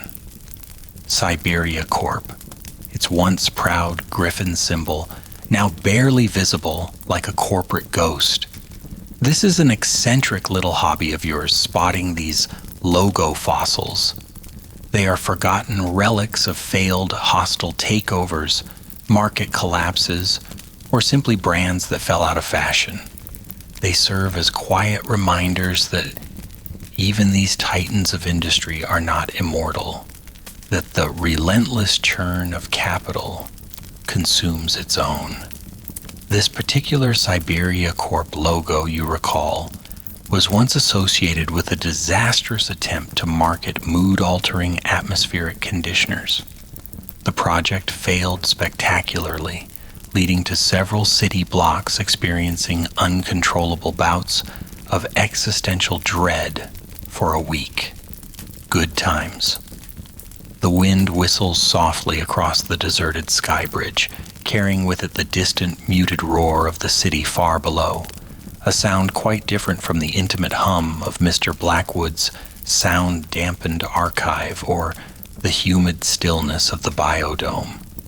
Here you feel exposed, a tiny figure perched precariously amidst a landscape sculpted by unimaginable wealth and power. Betsy lets out a soft, almost inaudible click, perhaps her sensors picking up a micro fluctuation in the atmospheric pressure. You finish your Nutri-Sticks, crumpling the wrapper into a tight ball to be disposed of later. The vague berry flavor lingers, a testament to its chemical persistence. The logos continue their silent, overwhelming dance. It's a strange kind of beauty, you suppose, this cityscape of pure commerce, a testament to human ambition, ingenuity, and an apparently insatiable appetite for whatever it is these corporations are selling. Hope, security, distraction, progress. It's all there, writ large in letters of light 1,000 feet high. You take one last look, then rise. The break is over. There are more packages to deliver, more quiet corners of this vast, logo-drenched city to navigate. The silent, ever-changing tapestry of corporate power will still be here when you pass this way again. Leaving the deserted Skywalk 7 and its overwhelming vista of corporate logos behind, you and Betsy descend once more into the bustling mid-levels of the city. The brief, watery sunlight has retreated, and the sky has taken on a familiar, ominous grayish-yellow hue, a telltale sign that the afternoon's atmospheric cocktail is about to be served. You're navigating a crowded pedestrian plaza, weaving between hurrying commuters, off-duty synth workers, and the occasional bewildered tourist bot when you feel the first telltale prickle on your exposed skin. It's a sensation you know well, the onset of an acid drizzle. Unlike the relatively benign perma-drizzle you experienced this morning, which is mostly just persistent atmospheric moisture, the acid drizzle carries a mild corrosive bite. It's a widely recognized consequence of the atmospheric degradation period of the last century, when unchecked industrial emissions drastically altered global weather patterns and air quality. While significant efforts have been made to mitigate the worst effects, these light acid showers remain a common, if unwelcome, feature of urban life. You calmly reach into a side pouch of your trusty courier bag and retrieve your protective gear. A lightweight, transparent poncho made from acid guard polymer and a pair of wide-lensed, self-sealing goggles. The poncho, a rather fetching shade of translucent gray that does wonders for making you look like a well-packaged laboratory sample, unfolds with a series of soft, plasticky clicks. You slip it over your head, its material cool and smooth against your jacket. The goggles fit snugly around your eyes, their tinted lenses instantly muting the harsh city lights to a more manageable level. Betsy, bless her robust, decade-old chassis, is already built to withstand far worse than this. Her exterior plating is a composite designed for industrial environments. A little acidic moisture is like a spa day for her, compared to some of the chemical fumes she's probably been exposed to near the lower-level refineries. Still, you see her optical sensors make a minute adjustment, perhaps compensating for the change in ambient light refraction caused by the drizzle. The acid drizzle begins in earnest now, not a heavy downpour, but a fine, shimmering mist that seems to hang in the air. Each droplet catches the neon light, creating a million tiny iridescent sparkles. It's almost beautiful, in a toxic, don't breathe too deeply sort of way. The city takes on a muted, hazy sheen. Surfaces that were merely damp before now glisten with a slightly oily rainbow effect. You notice some of the cheaper synthetic fabrics worn by less prepared pedestrians beginning to show faint signs of discoloration almost immediately. There's an old, almost forgotten urban myth that you can predict the intensity of an impending acid shower by the specific shade of green the sky turns an hour beforehand. It's probably nonsense, like trying to predict stock market fluctuations by the migratory patterns of cyber pigeons, but some old-timers swear by it. You continue your deliveries, the poncho swishing softly with your movements, the world viewed through the slightly distorted lens of your goggles. The sounds of the city become a little more muffled, the usual sharp edges smoothed by the falling mist and the barrier of your protective gear. It's a slightly more insulated experience, like walking through a dreamlike, water-warped version of reality. Your current delivery is a data slate to a small, independent bioengineering firm tucked away on the 78th floor of a less glamorous corporate tower. The package is marked time-sensitive genetic code, requires climate stability. You hope the building's atmospheric seals are up to par. As you wait for an internal lift, you observe the other people in the lobby, Most are similarly attired in various forms of protective gear, from basic disposable face masks to elaborate, full-body enviro suits favored by the chronically paranoid or the exceptionally wealthy. The quality and availability of such gear often reflect socioeconomic status, a point frequently highlighted by social critics and public health advocates.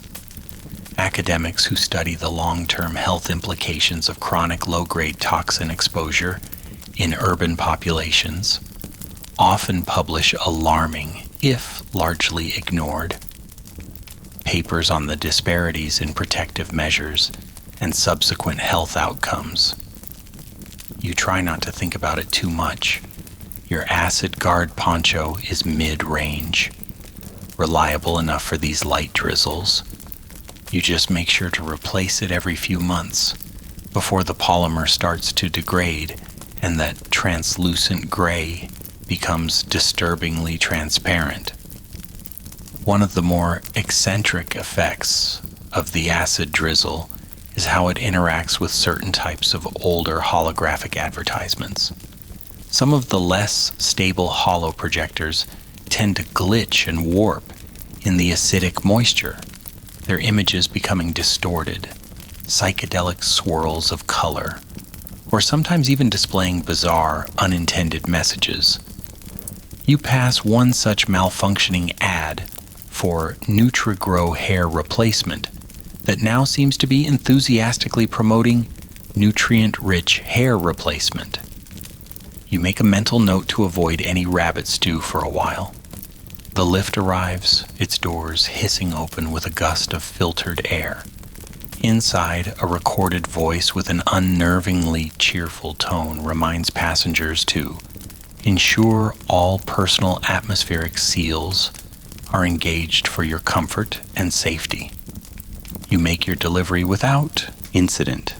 The bioengineering firm, a hive of quiet, focused activity, its inhabitants seemingly unfazed by the toxic weather outside their reinforced windows.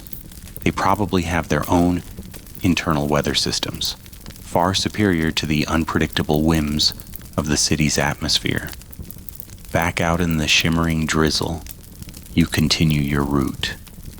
The city feels a little more subdued under the acid haze, its usual boisterous energy dampened. Even the ever-present corporate logos seem less distinct, their dazzling pronouncements softened by the mist. It's a temporary state, you know. Soon the drizzle will pass, the maintenance bots will scrub the streets, and the city will return to its usual, sharply defined self. But for now, you move through this hazy, muted world, a solitary, poncho-clad figure delivering your small packages of information, a tiny, persistent current in the vast, acidic ocean of the metropolis. The acid drizzle, which had lent the city that muted, hazy sheen, begins to taper off as you venture into a sector dominated by mixed-use residential and light commercial arcologies. The air still carries a faint chemical tang, but your protective poncho and goggles are becoming less of a necessity and more of a slightly steamy personal sauna. You're just considering stowing them away when you see it. A hulking, slow-moving silhouette at the end of the pedestrian walkway you're traversing. It's a ZCB unit, a zoning compliance bot, one of the city's many automated enforcers of its labyrinthine urban planning regulations. These bots are a common, if slightly intimidating sight, heavily armored, typically moving on multi-tracked treads that make a distinct grinding rumble and bristling with an array of sensors and what you can only assume are non-lethal deterrents. They patrol designated zones, ensuring everything from building modification permits to vendor licensing is in strict accordance with the ever-shifting city planning ordinances.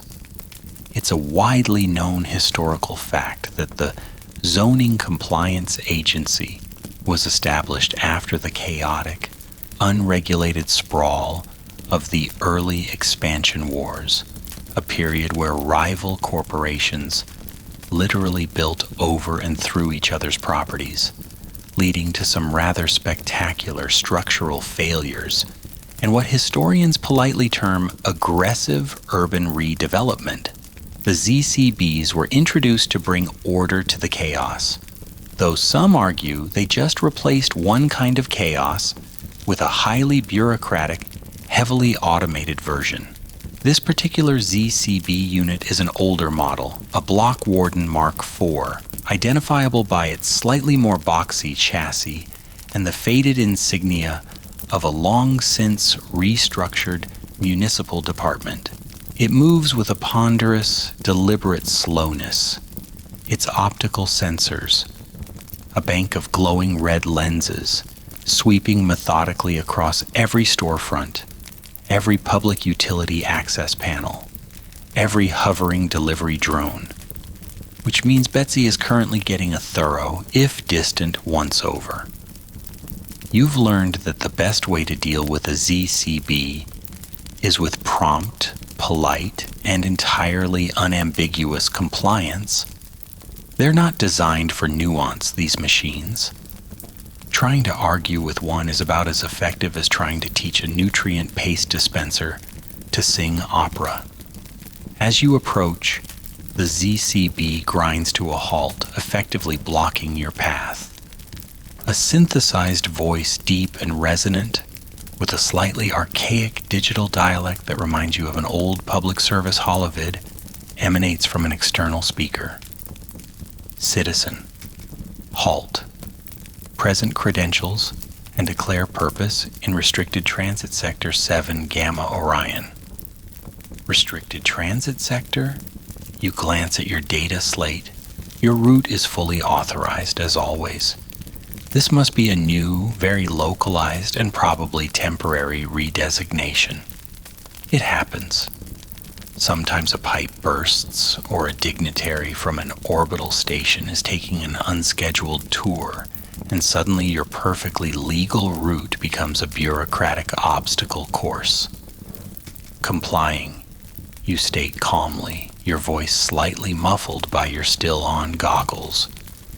You tap your data slate, activating the secure handshake protocol that transmits your courier license, your registered drone's ID. That's Betsy trying to look as innocuous as a hovering metallic pack mule can, and your current delivery manifests directly to the ZCB's internal processors. The exchange is purely digital, a silent burst of encrypted information. It's the modern equivalent of showing your papers, just with more bandwidth and less actual paper. The ZCB remains motionless for a good 30 seconds, its red optical sensors fixed on you. You can almost hear the whirring of its internal logic circuits as it cross-references your data with its undoubtedly vast and constantly updated database of city regulations. Urban planners and civil liberties advocates continue to engage in fervent debates about the ethical implications of such pervasive automated oversight, questioning where the line between efficient governance and intrusive surveillance truly lies. You just hope its database has synced with the latest courier access permissions for this very specific and apparently very recently restricted bit of pavement. You notice while you wait a small, almost invisible piece of protest art stenciled onto a nearby utility box, just outside the ZCB's primary visual field, a tiny pixelated image of a ZCB tangled in red tape. It's an eccentric, dangerous little act of defiance, a common form of subversive expression in a city so heavily regulated. Whoever stenciled it has guts, or a very good cloaking device. Finally, the ZCB speaks again, its voice unchanged. Credentials verified. Courier Unit 734, Drone RX-700, designation Betsy. Purpose, Delivery of Class C parcel to Sub-Level 4, Block Epsilon. Temporary transit restriction in effect due to unscheduled maintenance on Sector 7 Gamma Orion Primary Atmospheric Filtration Unit. Deviation authorized via Subcorridor 9 Alpha. Proceed. It then issues a low-frequency acoustic pulse and a holographic arrow visible only to your augmented reality-enabled goggles shimmers into existence, indicating the approved detour. Well, that's a new one. Usually they just make you wait or turn back. Subcorridor 9.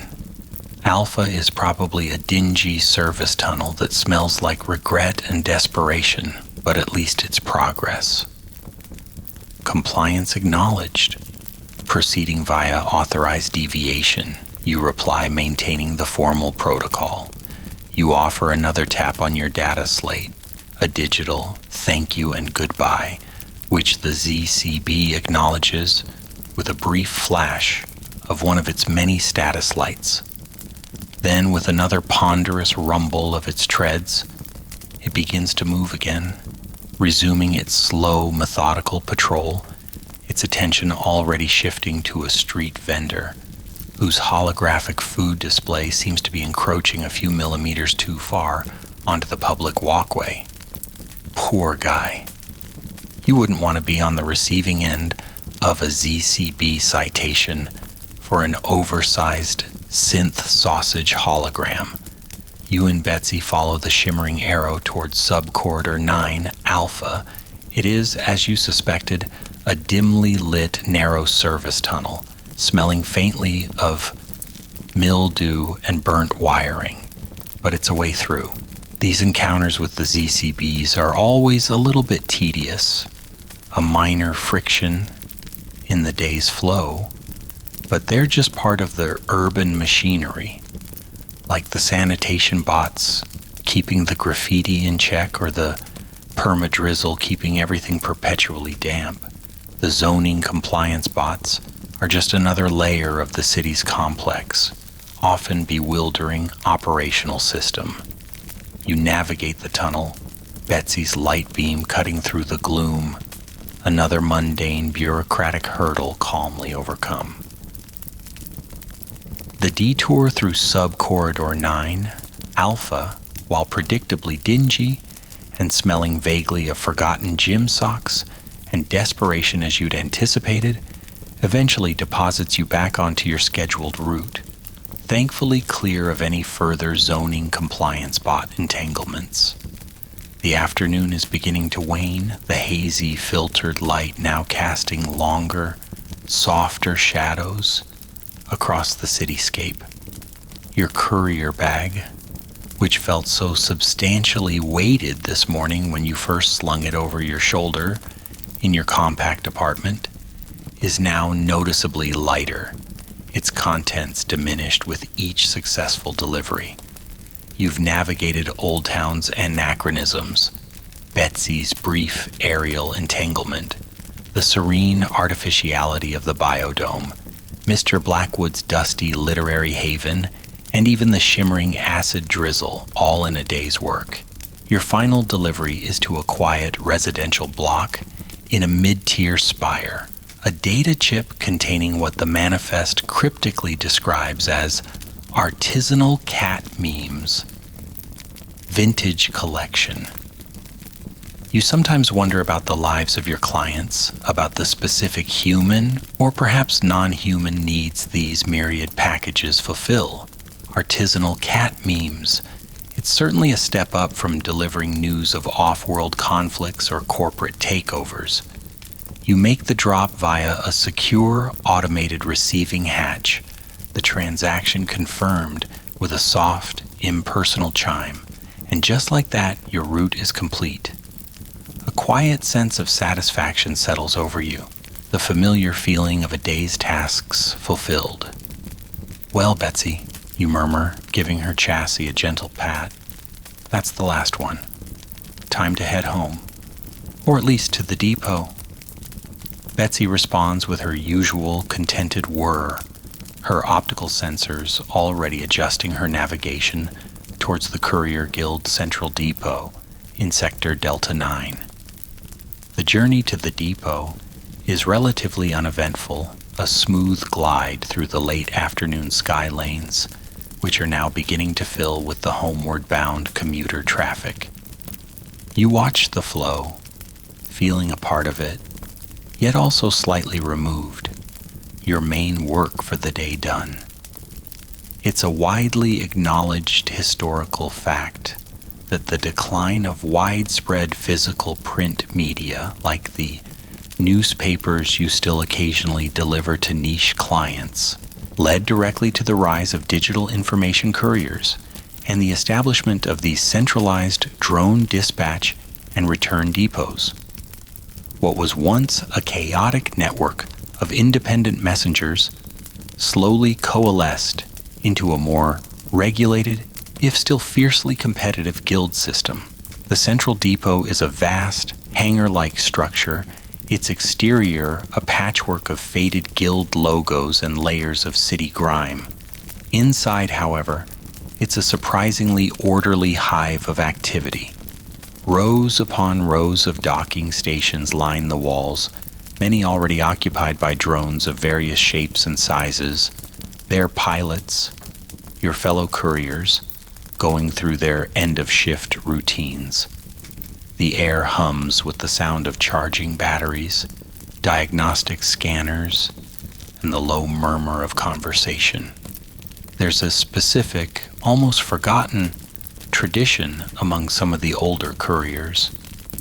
Before docking their drone for the day, they lightly tap the depot's main entrance lintel, upon which a barely visible, heavily worn brass plaque reads, "Through sleet, static, or syndicate static, the message gets through." It's a small nod to a more romantic and probably far more dangerous era of their profession. You've never done it yourself, but you appreciate the sentiment. You guide Betsy to her designated docking station, Bay 73, your usual spot. She settles onto the platform with a soft sigh of her anti-grav generators, her landing lights blinking a gentle green. Now begins the post-route diagnostic ritual, a series of checks that are partly mandated by the guild and partly your own meticulous habit. You connect her to the diagnostic port, and her vital statistics begin to stream onto your data slate. Battery cell degradation, minimal thankfully, motor wear, within acceptable parameters, sensor acuity, still sharp, despite that little tangle with the optic cables. It's oddly satisfying watching these numbers, a quantifiable summary of her day's work alongside yours. You perform a physical inspection too, much like your pre-flight check this morning. You wipe down her chassis, removing the accumulated grime and any lingering traces of the acid drizzle. You check her maneuvering thrusters for any blockages, her payload clamp for wear. It's a quiet, focused process, a sort of debrief between you and your machine. Some might find it odd, this level of care for what is essentially a tool, but after so many hours spent navigating the city together, Betsy feels like more than just a drone. She's a partner. The psychological attachment humans form with robotic coworkers, especially in professions that involve shared risk or reliance, is a subject of ongoing study and debate among cyber psychologists and labor sociologists. They discuss whether it enhances productivity or creates unhealthy dependencies. You just know Betsy hasn't let you down yet, unlike some human partners you could mention from your pre-courier days. Once the diagnostics are complete and Betsy is safely powered down and plugged into the recharging umbilical, you log out on the main depot terminal. The shift supervisor, a grizzled old courier named Jax, who's seen more delivery cycles than probably everyone else in the depot combined, gives you a curt nod from his cluttered console. Smooth run, 734. He grunts, not looking up from his screen, which is displaying what appears to be a live feed of a particularly aggressive game of zero-gravity handball. Smooth enough, Jax, you reply. No major unscheduled urban redecorations today. He grunts again, which you take as approval. With Betsy settled and your shift officially over, you sling your now almost empty courier bag over your shoulder.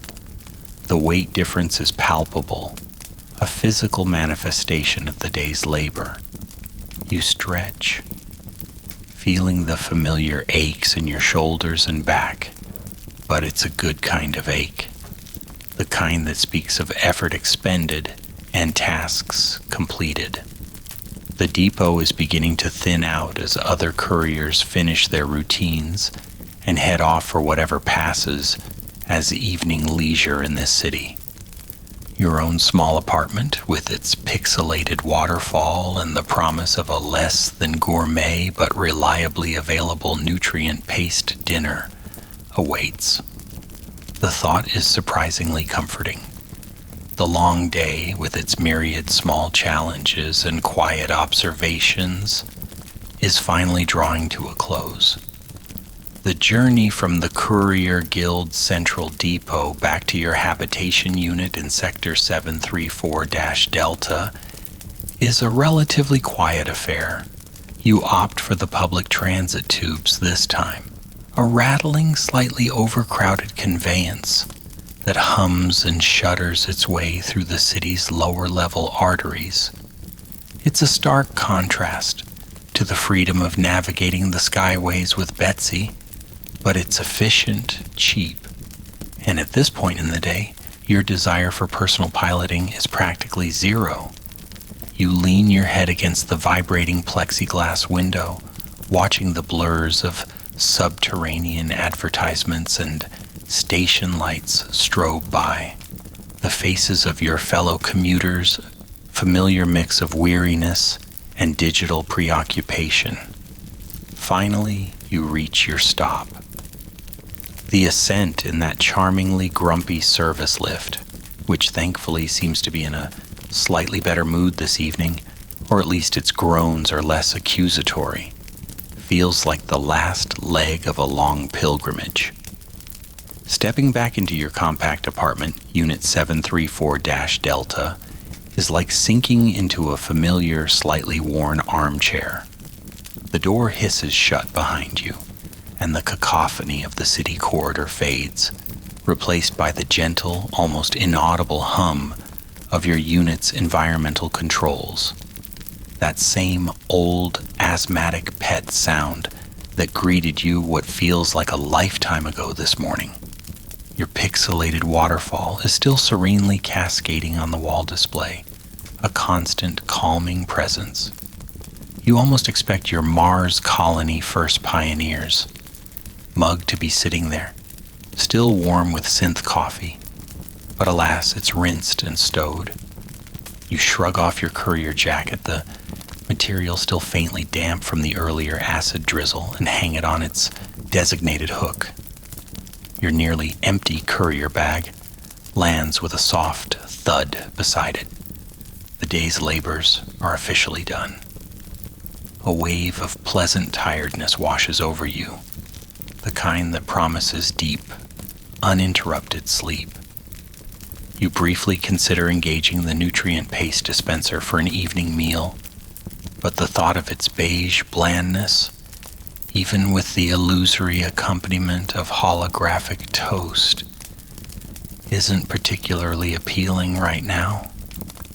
Perhaps one of those extra strength nutrient bars you packed this morning, the one you didn't eat on the Sky Bridge while contemplating the vastness of corporate logos, will suffice. Or maybe you'll just skip it. Sleep feels more nourishing at this moment. Instead of heading to the nutritional station, you find yourself drawn to your single, grime-streaked window. You activate the transparency mode, and the familiar, chaotic tapestry of the adjacent Megablock's wall fills your view.